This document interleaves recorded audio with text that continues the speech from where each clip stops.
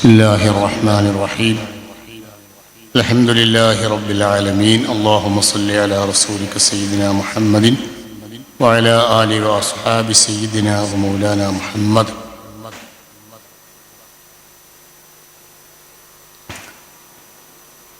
أعوذ بالله من الشيطان الرجيم بسم الله الرحمن الرحيم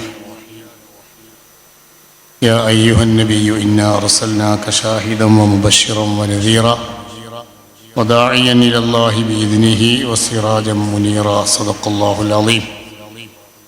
ആദരണീയരായ ഉസ്താദുമാർ, നമ്മുടെ ഈ മഹത്തായ പരിപാടി ഉദ്ഘാടനം ചെയ്യുന്ന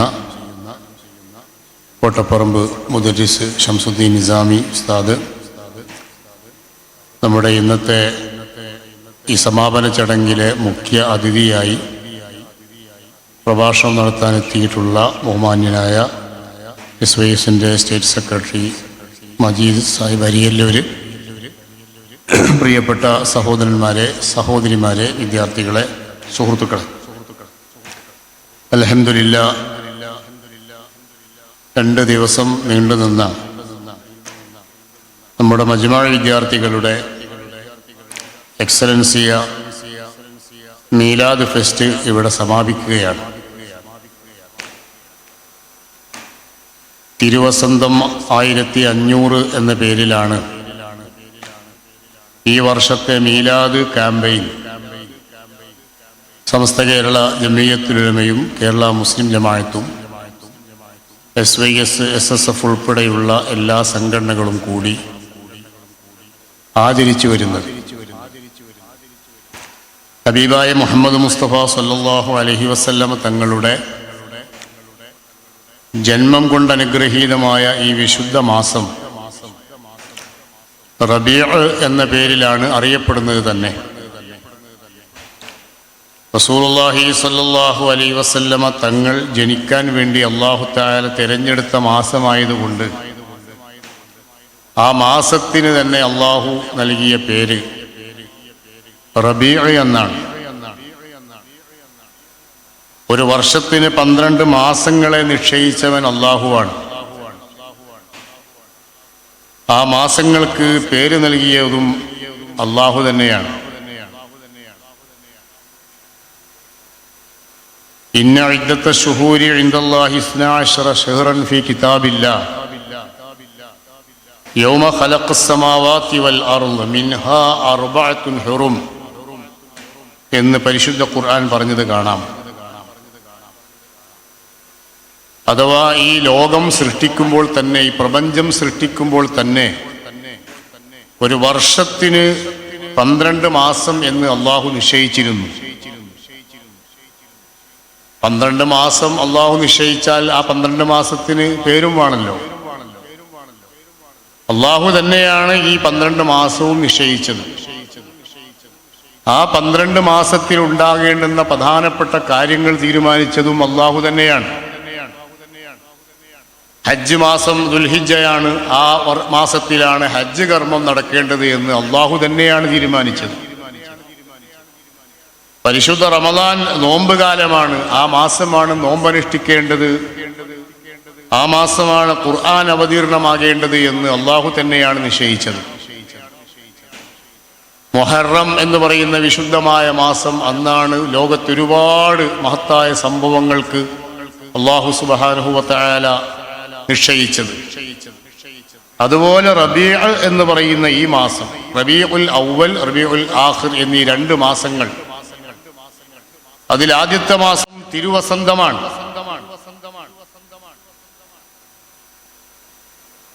വസന്തം എന്ന് പറഞ്ഞാൽ നമുക്ക് എല്ലാവർക്കും അറിയാലോ, പുല്ലുപുഷ്പാദികളടക്കം എല്ലാം പുഷ്പിച്ച് നിൽക്കുന്ന ഏറ്റവും നല്ല കാലാവസ്ഥയുള്ള സമയത്തിനാണ് വസന്തകാലം എന്ന് പറയുന്നത്.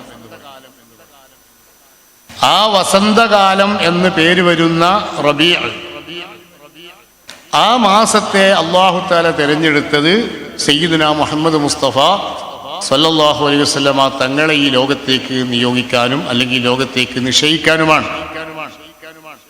റസൂലുള്ളാഹി തങ്ങളുടെ നിയോഗം അഥവാ നുബൂവത്ത് എന്ന് പറയുന്ന ആ സ്ഥാനം അല്ലാഹു തആല നൽകിയത് വിശുദ്ധ റമദാനിലാണ്.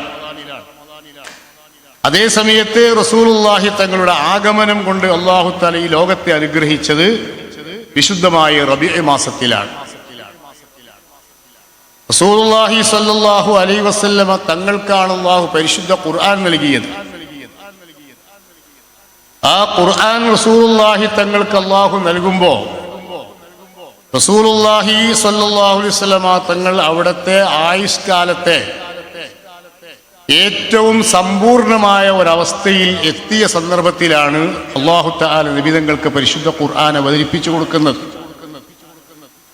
ആ ഖുർആനിനെ സ്വീകരിക്കുവാൻ, ഏറ്റെടുക്കുവാൻ അല്ലാഹുവിന്റെ റസൂലിനുള്ള എല്ലാ കഴിവും പക്വതയും എല്ലാ ശക്തിയും അല്ലാഹു തആല നൽകി റസൂലുള്ളാഹി തങ്ങളെ അതിന് ഒരുക്കിയ ശേഷമാണ് പരിശുദ്ധ ഖുർആൻ മുഹമ്മദ് നബി സല്ലല്ലാഹു അലൈഹി വസല്ലം തങ്ങൾക്ക് അല്ലാഹു അവതരിപ്പിച്ച് നൽകുന്നത്. വിശുദ്ധ റമദാനിലാണ് ഖുർആനിന്റെ അവതരണം ഉണ്ടായത്. ശഹ്റു റമദാനില്ലദീ ഉൻസില ഫീഹിൽ ഖുർആൻ. ആ റമദാനിൽ ഖുർആനിനെ റസൂലുള്ളാഹി തങ്ങൾ ഏറ്റുവാങ്ങുമ്പോൾ ജിബ്രീൽ അലൈഹിസ്സലാം എന്ന് പറയുന്ന മാലാഖയിൽ നിന്ന്, മലക്കിൽ നിന്ന് അള്ളാഹുവിന്റെ ദിവ്യ സന്ദേശത്തെ സ്വീകരിക്കുവാനുള്ള ഒരു പക്വതയിലേക്ക്, ഒരു ശാരീരികവും മാനസികവുമായ എല്ലാ അർത്ഥത്തിലുമുള്ള പര്യാപ്തതയിലേക്ക് മുഹമ്മദ് നബി സല്ലല്ലാഹു അലൈഹി വസല്ലം തങ്ങളെ അല്ലാഹു തആല എത്തിച്ചിരുന്നു. ഇന്നാ സനുൽഖി അലൈക ഖൗലൻ സഖീല. പരിശുദ്ധ ഖുർആനിന്റെ ആ ഭാരത്തെക്കുറിച്ച്, ഖുർആനിന്റെ ശക്തിയെക്കുറിച്ച് പരിശുദ്ധ ഖുർആനിൽ പറയുന്നത് വളരെ ശക്തിയുള്ള, വളരെ ഭാരമുള്ള വാക്കുകളാണ് അങ്ങേക്ക് അവതരിപ്പിച്ചു തരുന്നത് എന്നാണ്. ലൗ അൻസൽനാ ഹാദൽ ഖുർആന അലാ ജബലിൻ ലറഅയ്തഹു ഖാശിഅൻ മുതസദ്ദിഅൻ മിൻ ഖശിയത്തില്ലാഹ്. പരിശുദ്ധ ഖുർആൻ എങ്ങാനും ഒരു പർവ്വതത്തിന്റെ മുകളിലേക്കാണ് അവതീർണമാകുന്നതെങ്കിൽ ആ പർവ്വതം അള്ളാഹുവിനെ പേടിച്ച് വിറക്കുന്നത് കാണാൻ സാധിക്കും നബിയെ എന്ന് അല്ലാഹു സുബ്ഹാനഹു വ തആല റസൂലുള്ളാഹി സ്വല്ലല്ലാഹു അലൈഹി വസല്ലം തങ്ങളോടും നമ്മോടും ഉണർത്തുന്നുണ്ട്. അപ്പോൾ ഒരു വലിയ പർവ്വതത്തിന്റെ മുകളിലേക്ക് നൽകിയാൽ ആ പർവ്വതം പേടിച്ച് വിറക്കുന്ന അത്രയും വലിയ ഭാരം പരിശുദ്ധ ഖുർആനിന്റെ അവതരണത്തിനുണ്ടെന്നാണ് അല്ലാഹു നമ്മെ ഓർമ്മപ്പെടുത്തുന്നത്. ആ പരിശുദ്ധ ഖുർആൻ ഏറ്റെടുക്കാൻ മാത്രമുള്ള വിശാലമായ മാനസികമായ കരുത്ത്, അതിനുള്ള പ്രവിശാലമായ മാനസികമായ പ്രതലം അല്ലാഹു സുബ്ഹാനഹു വ തആല റസൂലുള്ളാഹി തങ്ങൾക്ക് നൽകിയിരുന്നു. അലം നശ്റഹ് ലക സദ്റക്. ഓ നബിയേ, അങ്ങേക്ക് നാം അങ്ങയുടെ ഹൃദയത്തെ വിശാലമാക്കി തന്നില്ലയോ എന്ന് അല്ലാഹു ചോദിക്കുന്നുണ്ട്. ആ വിശുദ്ധ ഖുർആനെ ഏറ്റുവാങ്ങാൻ മാത്രമുള്ള വിശാലത എന്ന് പറഞ്ഞാൽ എത്രയായിരിക്കും അത്? പരിശുദ്ധ ഖുർആനെ സംബന്ധിച്ച് നമുക്കറിയാമല്ലോ. അൽ കഹ്ഫ് സൂറത്തിന്റെ അവസാന ഭാഗത്ത് പറയുന്ന ആയത്തിൽ ഖുർആനെ വ്യാഖ്യാനിക്കുവാൻ, അതിനെ വിശദീകരിക്കുവാൻ ഖുൽ ലൗ കാനൽ ബഹ്റു മിദാദൻ ലികലിമാത്തി റബ്ബി ലനഫിദൽ ബഹ്റു ഖബ്ല അൻ തൻഫദ കലിമാത്തു റബ്ബി വലൗ ജിഇനാ ബിമിസ്ലിഹി മദദാ. ഇവിടെയുള്ള സർവത്ര സമുദ്രങ്ങളും അത് മഷിയാക്കി പരിശുദ്ധ ഖുർആനിന്റെ വ്യാഖ്യാനം എഴുതുകയാണെങ്കിൽ, ഖുർആനിന്റെ വ്യാഖ്യാനം എഴുതിത്തീരും മുമ്പ് തന്നെ സമുദ്രങ്ങളെല്ലാം വറ്റിപ്പോകും. അതിനുശേഷം പിന്നെയും സമുദ്രങ്ങളെ കുറെ കൊണ്ടുവന്നാലും ആ സമുദ്രങ്ങളെല്ലാം തീർന്നു പോകും. എന്നാലും പരിശുദ്ധ ഖുർആനിന്റെ വ്യാഖ്യാനം അത് അവസാനിക്കുകയില്ല എന്നാണ് പരിശുദ്ധ ഖുർആനിന്റെ വ്യാഖ്യാനത്തെ സംബന്ധിച്ച് ഖുർആൻ തന്നെ പറഞ്ഞിട്ടുള്ളത്. അപ്പൊ അത്രയും വലിയ ആ പരിശുദ്ധ ഖുർആനെ ഏറ്റുവാങ്ങാനുള്ള വിശാലമായ മനസ്കത, വിശാലമായ പ്രതലം അല്ലാഹുവിന്റെ റസൂലിന്റെ ആ ഹൃദയത്തിന് അല്ലാഹു തആല നൽകി. അതിനുശേഷമാണ് അല്ലാഹു തആല റസൂലുള്ളാഹി തങ്ങൾക്ക് പരിശുദ്ധ ഖുർആനിന്റെ അവതരണോദ്ഘാടനം നിർവഹിക്കുന്നത്. ആ അവതരണത്തിലൂടെ പരിശുദ്ധമായ ഇസ്ലാമിന്റെ സമ്പൂർണതയിലേക്കുള്ള പ്രാരംഭം കുറിക്കുകയാണ്.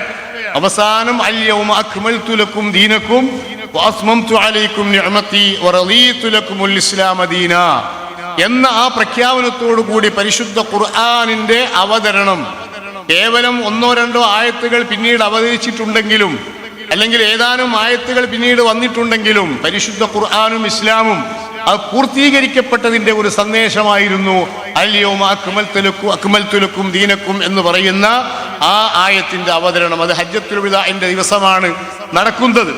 പിന്നീട് ഇത്തഖൂ യൗമൻ തുർജഊന ഫീഹി ഇലല്ലാഹ് തുടങ്ങിയ ആയത്ത് ആ പൂർത്തീകരിച്ചു നൽകിയ പരിശുദ്ധ ഇസ്ലാം ഇന്ന് ലോകത്തിന്റെ വിളക്കാണ്, ലോകത്തിന്റെ വെളിച്ചമാണ്.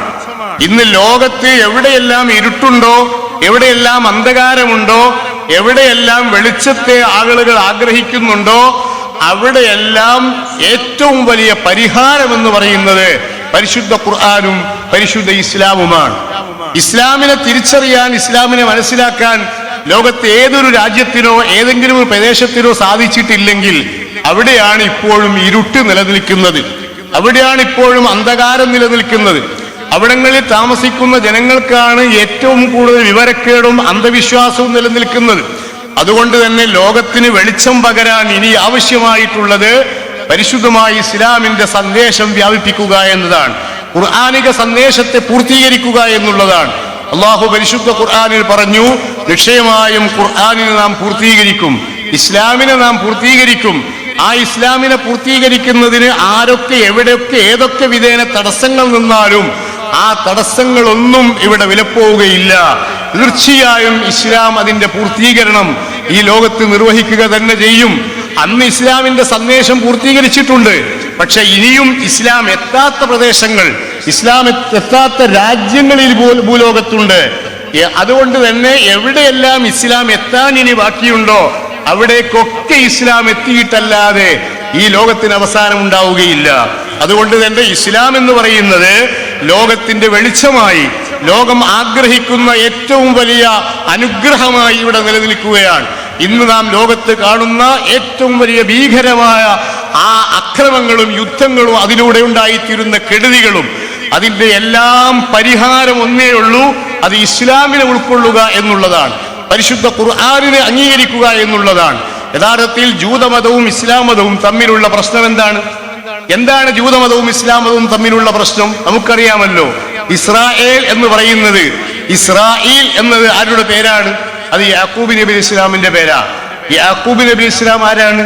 യാക്കൂബ് നബി ഇസ്ലാം തന്റെ മക്കളോട് ചോദിച്ചു, മാ തഅബുദൂന മിൻ ബഅദി, എന്റെ കാലശേഷം നിങ്ങൾ ആരെയാണ് ആരാധിക്കുക എന്ന് ചോദിച്ചു. അപ്പോൾ ആ മക്കൾ പറഞ്ഞത് എന്താ? നഅബുദു ഇലാഹക വ ഇലാഹ ആബായിക ഇബ്രാഹിം വ ഇസ്മാഈൽ വ ഇസ്ഹാഖ ഇലാഹൻ വാഹിദൻ വ നഹ്നു ലഹു മുസ്ലിമൂൻ. ഇതാണ് യാക്കൂബ് നബി ഇസ്ലാമിനോട് മക്കൾ പറഞ്ഞിട്ടുള്ളത്. ആ മക്കളോട് യാക്കൂബ് നബി ചോദിക്കുന്നത് എന്താണ്? എന്റെ ശേഷം നിങ്ങൾ ആരെയാണ് ആരാധിക്കുക എന്നാണ്. അപ്പൊ അള്ളാഹുവിനെ ആരാധിക്കുക എന്നതാണ് യാക്കൂബ് നബി ഇസ്ലാമിന്റെ സന്ദേശം. അതാണ് യാക്കൂബ് നബി ഇസ്ലാമിന്റെ മക്കളുടെ സന്ദേശം. ആ സന്ദേശമാണ് മുഹമ്മദ് റസൂലുള്ളാഹി തങ്ങൾ ഇവിടെ കൊണ്ടുവന്നത്, ലാ ഇലാഹ ഇല്ലല്ലാഹ്. എന്നാൽ പിന്നീട് ആ യാക്കൂബ് നബിയുടെയോ അല്ലെങ്കിൽ മൂസാ നബിയുടെയോ ഈസാ നബിയുടെയോ അനുയായികളായി വന്നിട്ടുള്ള ജൂതന്മാരായാലും ക്രിസ്ത്യാനികളായാലും അവരാരും ഈ സത്യത്തെ ഉൾക്കൊള്ളാതെ, ഇതിൽ അംഗീകരിക്കാതെ ഖുർആനിന്റെയും അല്ലെങ്കിൽ പൂർവ്വകാല പ്രവാചകന്മാരുടെയും നേർവഴിയിൽ നിന്ന് വഴിമാറി സഞ്ചരിച്ചു എന്നതാണ് പ്രശ്നം. ആ പ്രശ്നത്തിനുള്ള പരിഹാരം അള്ളാഹു പരിശുദ്ധ ഖുർആനിൽ പറഞ്ഞു, ഇന്ന ദീന ഇൻദല്ലാഹിൽ ഇസ്ലാം, അള്ളാഹുവിന്റെ അടുക്കൽ സ്വീകാര്യമായ ദീൻ ഒന്നേ ഉള്ളൂ, അത് പരിശുദ്ധ ഇസ്ലാമാണ്. ആ പരിശുദ്ധ ഇസ്ലാമിന്റെ തൗഹീദിന്റെ സന്ദേശം, പൂർവ്വകാല പ്രവാചകന്മാരുടെ റിസാലത്തിന്റെ സന്ദേശം, അതൊക്കെ അംഗീകരിക്കുന്നത് പോലെ തന്നെ മുഹമ്മദ് നബി സ്വല്ലല്ലാഹു അലൈഹി വസല്ലമ തങ്ങളുടെ റിസാലത്തും ലോകം അംഗീകരിക്കുക എന്നതാണ് ലോകത്തുള്ള എല്ലാ അശാന്തിയും എല്ലാ സമാധാന രാഹിത്യവും ഇല്ലാതെയാവാനുള്ള ഏക വഴി എന്ന് ഈ സന്ദർഭത്തിൽ നമുക്ക് പറയാൻ സാധിക്കും. അതുകൊണ്ട് പരിശുദ്ധ ഇസ്ലാമിലേക്കുള്ള ആളുകളുടെ ആഗമനം, ഇസ്ലാമിലേക്കുള്ള ജനങ്ങളുടെ വരവ്, അത് ഇന്നും തുടർന്നുകൊണ്ടേയിരിക്കുകയാണ്. ആ ഒരു വലിയ പ്രതീക്ഷയാണ് നമ്മുടെ മുമ്പിലുള്ളത്. അല്ലാഹു സുബ്ഹാനഹു വ തആല ഈ പരിശുദ്ധമായ ദീനിന്റെ ദഅവത്ത് ചെയ്യാനും മുഹമ്മദ് റസൂലുള്ളാഹി തങ്ങളുടെ സന്ദേശത്തെ ഉയർത്തിപ്പിടിക്കാനും ഇത്തരം പരിപാടികളിലൂടെ നമുക്ക് സാധ്യമാവട്ടെ എന്ന് ആശംസിച്ചുകൊണ്ട് ഞാൻ എൻ്റെ അധ്യക്ഷ പ്രസംഗം അവസാനിപ്പിക്കുകയാണ്.